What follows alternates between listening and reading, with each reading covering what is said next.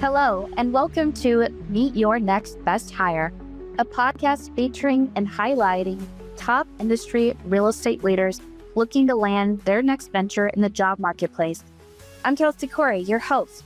With over a decade of real estate executive search and recruiting experience, and the founder of Corey Executive Recruiting and Leaders on Deck, I've had the unique privilege of partnering with top real estate firms to recruit and place high-level leaders across the country.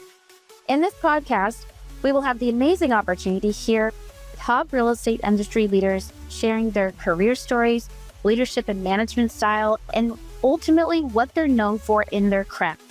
I can't wait to dive in and connect you with the best talent in the marketplace. Let's dive in together.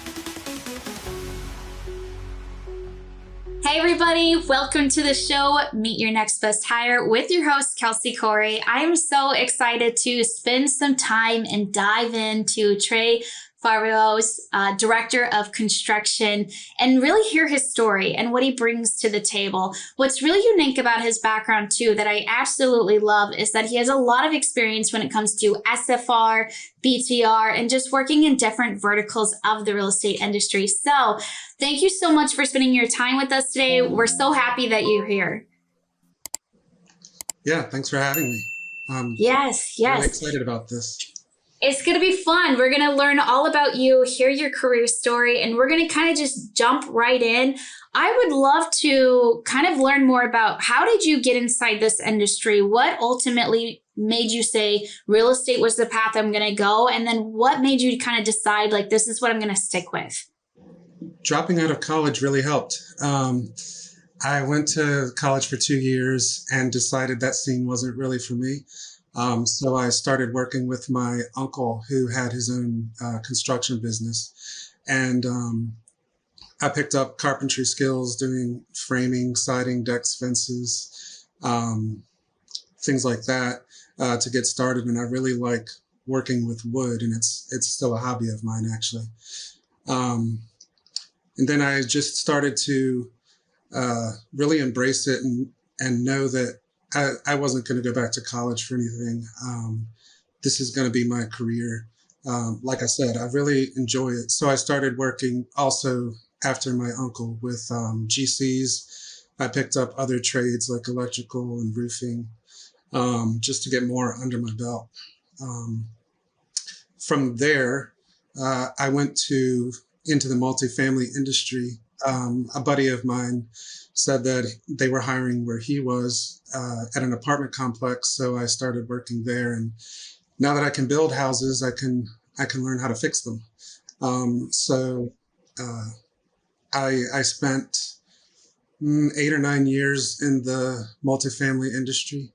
And then when I moved to Atlanta in 2013, I transferred that into the single family industry because that had just started to boom really. And it kind of, my construction background and the multifamily background really blended well for the single family background, whether it's renovating or maintenance. Perfect. I love the fact that you really started with almost kind of a family dynamic. And then you recognize like really working with your hands and your type of craft that you do is really special. We need more of it inside the sector. I think everybody probably could agree with that, bringing on leaders with your expertise and that you have a nice blend of working not only just on homes, but in multifamily SFR. You bring so much diversity into your type of skill set and what you bring to the table. And that naturally goes into our next question, which is, can you share with us, like, what are you known for in your craft and what's your expertise or like your stamp? And then kind of share with us a couple of like key strengths that you bring to the table. QC is one of my really big strengths where since I am knowledgeable in all aspects of home building and home maintenance, it's really easy to pick apart someone else's work. A lot of people find that offensive, but I think it's all just for a matter of coaching so that eventually someone's going to live in this house or this apartment, and you want that apartment or home to be a good place for some what your family would move into. So why not someone else's family? There's a big saying in the construction industry that's, oh well, you can't see it from my house, but I hate that saying because that's no accountability. And I can see everything from my house because I get photos sent to me all the time. But I like the idea of being accountable and having someone who's going to enjoy that home and make it their own, whether it's through a lease for the SFR industry or whether it's through someone buying a house. They're going to want to live there, and you want the house to be presentable and everything to work, from windows to electricity to plumbing, without any kind of fails. You can't always predict something's going to fail, but you can definitely make sure it's not going to fail within the first year or two of them living there. So I would say QC and auditing is one of my main strengths. Another one is training.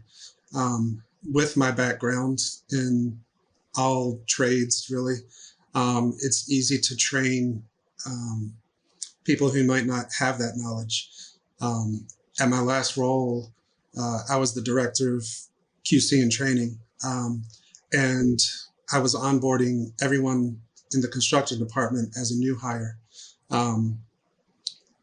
I like being that one of the first faces they see, because I can quickly identify, their strengths and weaknesses, whether it be something technology related or something home related, and kind of guide them through the systems and our SOPs, and then learn how they give and receive information is another quality to that, so that you can relate to them how they learn, whether it's hands-on or give me a diagram with everything that's involved and give me a checklist, that kind of thing. Lastly, I would say specs, construction specs, and the apps that we use to take photographs and notes in a home. In my last role, I was responsible for developing and maintaining construction specs and revising them as needed, working with asset management and portfolio management cross-functionally, so that the right spec was chosen for the right house, whether it's an A, B, or C.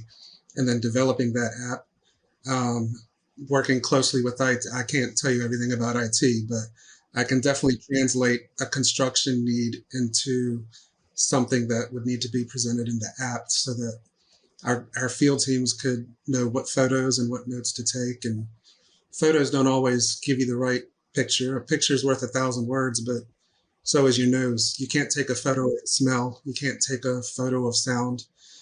So finding insights into the home of, maybe this house is next door to a home that has a dog barking constantly, something that might deter a potential renter or buyer.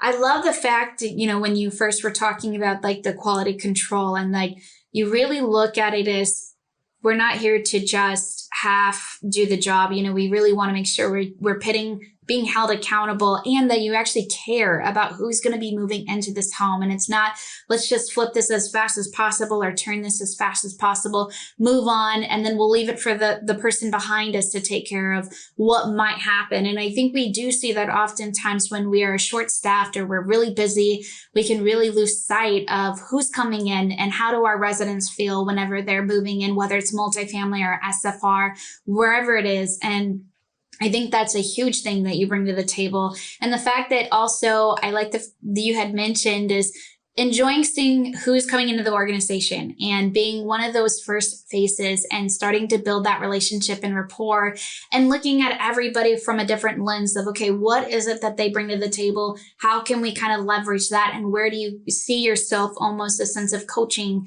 and bringing them alongside them to help build out these processes? I think that is always huge in terms of leadership and what they're ultimately looking for. And that naturally kind of segues into our other question, which is, how would you describe your leadership management style, and how has that impacted the bottom line? My style is, I'm very approachable.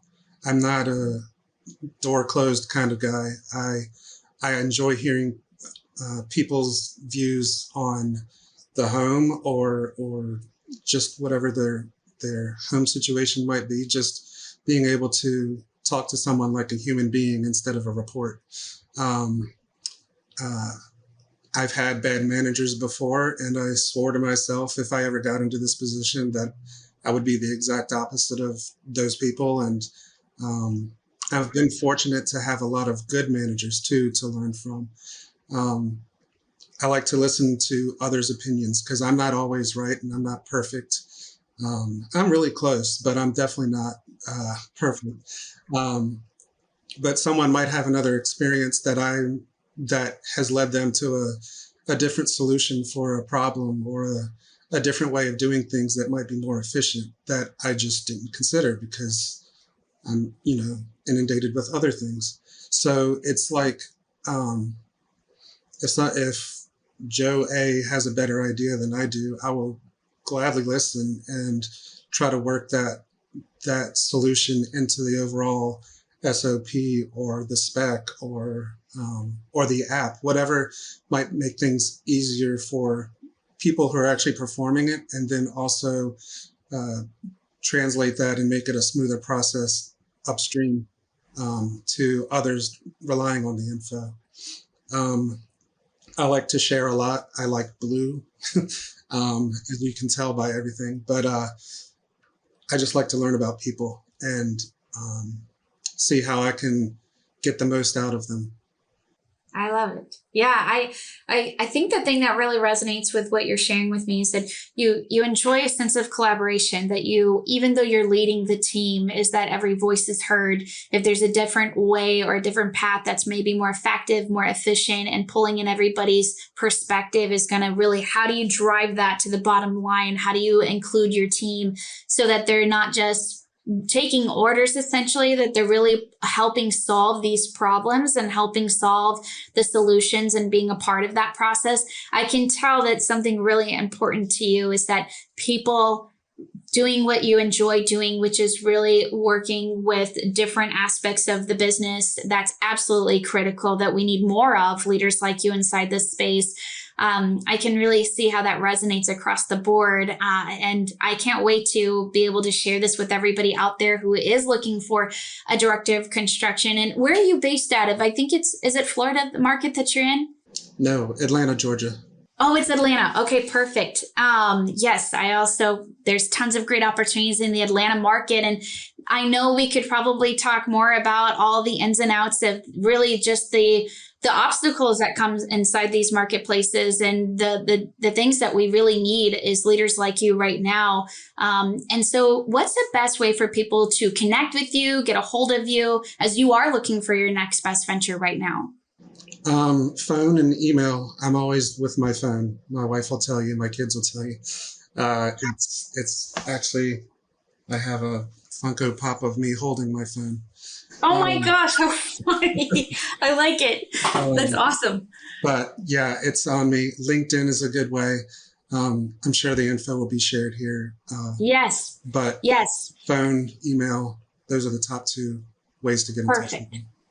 Yeah. And whenever this gets pushed out, guys, I mean, really try to connect your best with them, because ultimately you never know where these conversations can land. Whether it is you're looking to bring on your next director of construction, somebody who has a very diverse background of experience, and not only that, has a complementary of leadership, bringing people together, a sense of collaboration and not ego driven. I think that's awesome that you bring that perspective, and also just connect. You never know who you might end up adding into your inner circle, people that become part of this process this way. LinkedIn, we will be able to push this forward.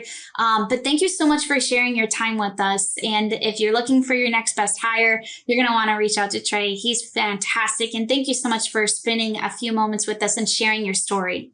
Thanks for having me. I really enjoyed it and looking forward to my next opportunity. Yes, absolutely. Thank you again.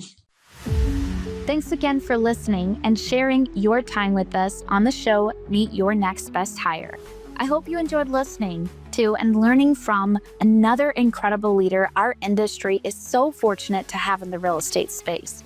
If you're a high-level leader within the diverse real estate industry and looking to land your next best venture and would love to share your story from your own voice and perspective, then be sure to check out our firm at Corey Executive Recruiting and Leaders on Deck via CoreyExecutive.com. Our mission is to continue to be trailblazers within the recruitment space and bring meaningful leaders to the forefront to drive growth and empower people. If you enjoyed this session, please like, comment, and subscribe to support us and our partners at Multifamily Media Network. Stay tuned and come join us on our journey.